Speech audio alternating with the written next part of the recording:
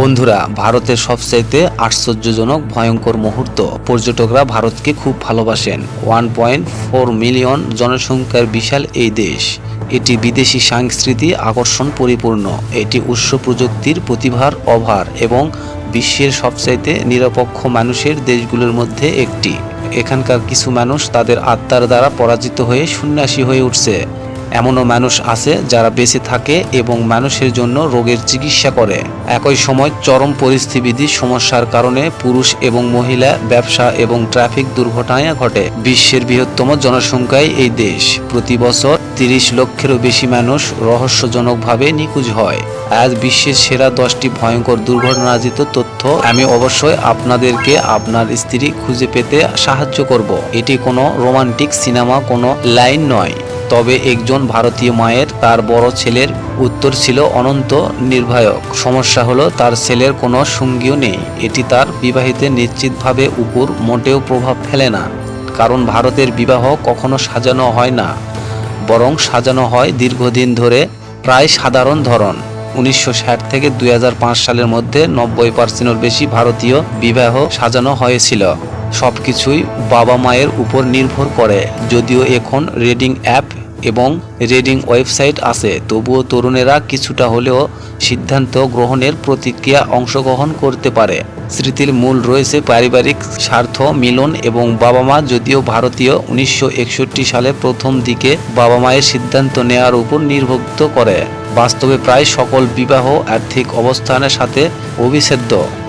গবেষণায় দেখা গেছে যে 1950 থেকে 1999 সালের মধ্যে ভারতীয় পরিবারগুলো ধনী করে তোলে। যৌতুকের মোট পরিমাণ ছিল $50 মিলিয়ন। ড্রাইভিং লাইসেন্সের ধারণা খুবই সহজ। কনের বিবাহ অবশ্যই বরের পরিবারকে ধনী করতে চাইবে। নগদ সোনা, বিয়ের এঙ্গেজমেন্ট এবং বিলাসবহুল গাড়ি সহ একটি সীমিত আর্থিক সম্পদ। পরিমাণের ক্ষেত্রে এটি সম্পূর্ণ বরের পরিবারের উপর নির্ভর করে। যদি মহিলার পরিবারে পর্যাপ্ত অর্থ প্রদান করতে না পারে, তাহলে কনের পরিবার ধনী হবে।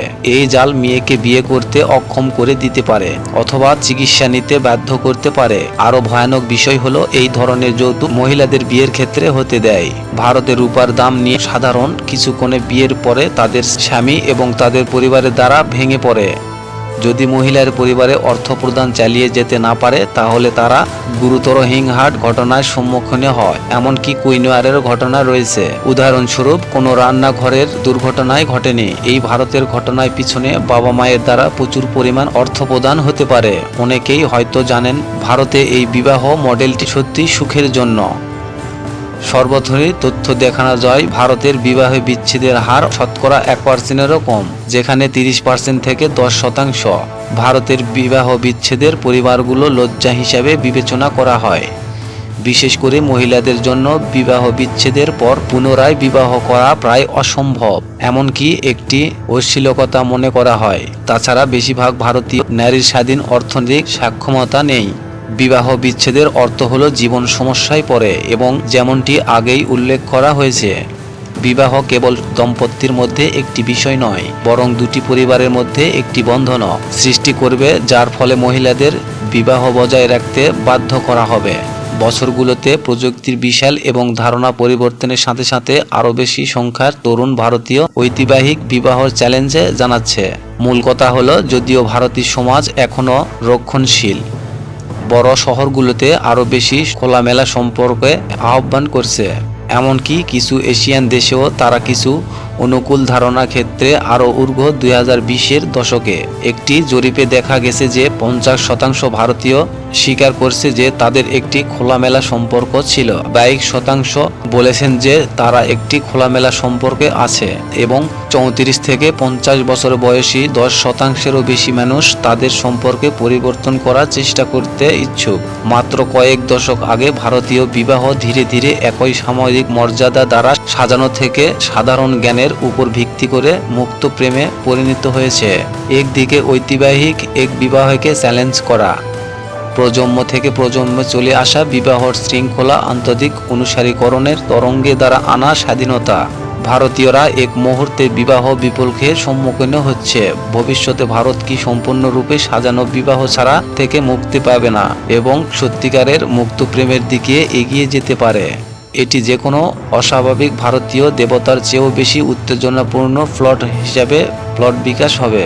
কেউ হয়তো এমন একটি কথা শুনেছেন যে ভারতীয় ইঞ্জিনিয়ার সারা বিশ্বে ছড়িয়ে পড়ছে, সিলিকন ভ্যালিতে আরও বেশি প্রযুক্তি জায়ান্টে মারা যায়। এটা সত্যি যে মাইক্রোসফটের গুলনের 3টি প্রধান আন্তর্জাতিক ভারতীয় শীর্ষ বিশ্ববিদ্যালয়গুলোর সাথে তুলনীয়।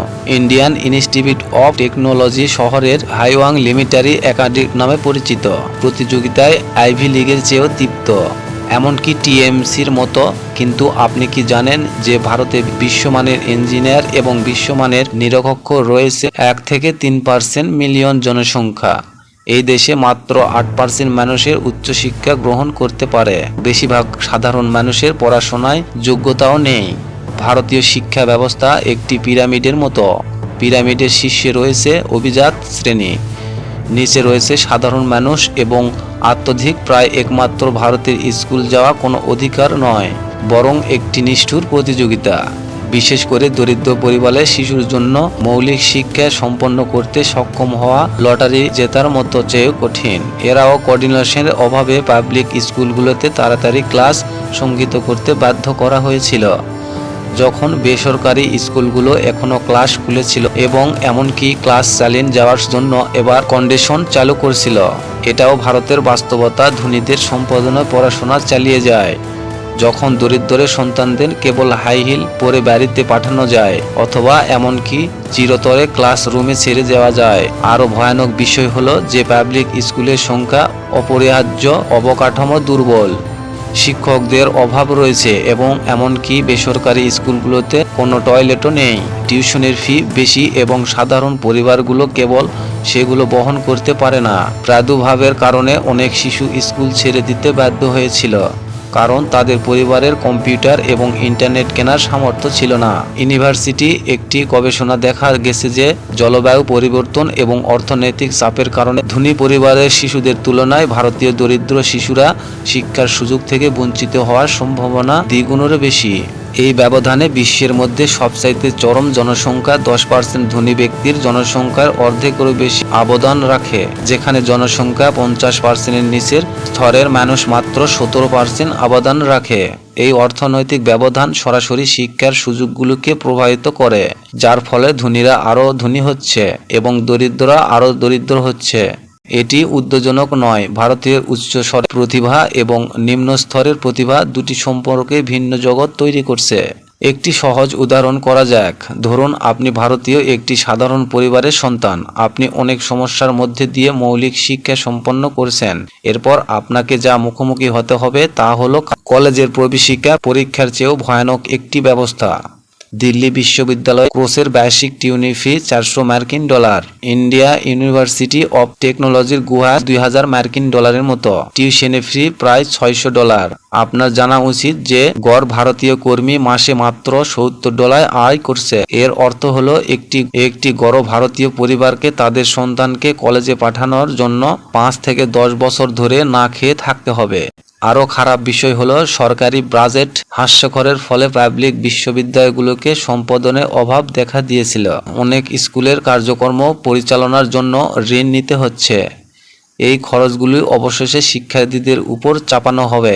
সেই ভাগ্যবান শিক্ষার্থীরা যারা সবকিছু টিকিয়ে রেখে সফলভাবে ডিগ্রি অর্জন করছে, তাদের কার্যক্রম পরিবারের জন্য টাকা ধার করতে হয় এবং এই খরচগুলি অবশেষে শিক্ষার্থীদের উপর চলে যাবে। তা হলো উজ্জ্বল ভবিষ্যৎ নয়, বরং ভারতীয় ইতিহাসের সবচেয়ে খারাপ চাকরির বাজার। 2019 সালে ভারতের বেকারত্বের হার 45%-এর বেশি। টানা পড়াশোনার পর এটি আরও খারাপ ছিল।